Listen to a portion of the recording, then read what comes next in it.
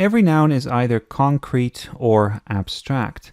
And as soon as I mention that, you might be thinking, well, isn't also every noun either common or proper? So how can this be? Well, the truth is that you can put multiple labels on the same thing. And so you can say that something is both, let's say, a common noun and a concrete noun. In other words, these are not entirely new kinds of nouns, as if this is some new species that we hadn't discovered before. Instead, these are new labels. So think of these as just labels that help us to categorize the nouns when we're dealing with them in a sentence. And that's why we're going to bracket these other terms for now. We'll just ignore them and we'll focus just on concrete and abstract nouns. We can play a little game here, which is that if you look at these words on the screen, let's see if we can categorize them as either concrete or abstract. And you can pause the video if you want to try this out yourself. So concrete nouns have to do with the senses. These are nouns or persons, places, and things that you can taste, you can touch, you can smell. You might not want to do all of those necessarily, but it is theoretically possible to do them. And if you look at the examples here, you can see then that we have egg. There is a concrete noun. You can taste it, you can touch it. We also have hole. Let's say a hole in the ground.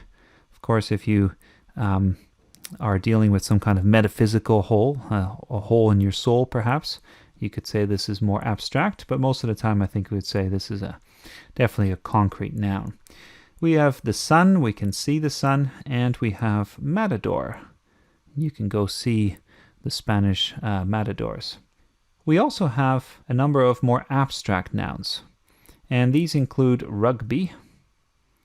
So that's a tricky one because you could say, well, I can see the rugby game, but the concept of rugby, the sport of rugby, is a little bit more abstract. And so we could say, well, this describes an action.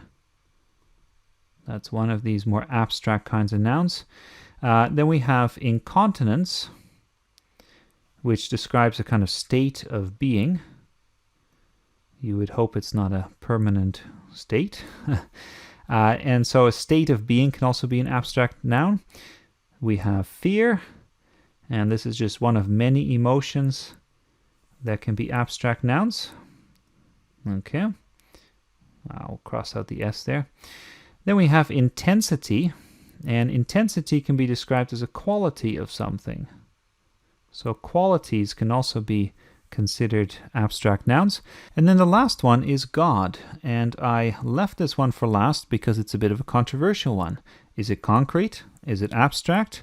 Some people would say, well, I can't really see God, so it must be abstract. But other people would say, well, to me he's definitely real, so he must be concrete. And you will circle him with both colors just to make sure that, nobody's upset with us.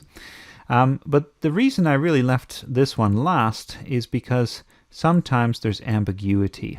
We kind of go, well, I don't really know necessarily. And if you look online, you'll find lots and lots of arguments between people who say, well, this one is concrete and this one is abstract. And you can go on and on about which nouns fit into what category. I don't think that's the point, though.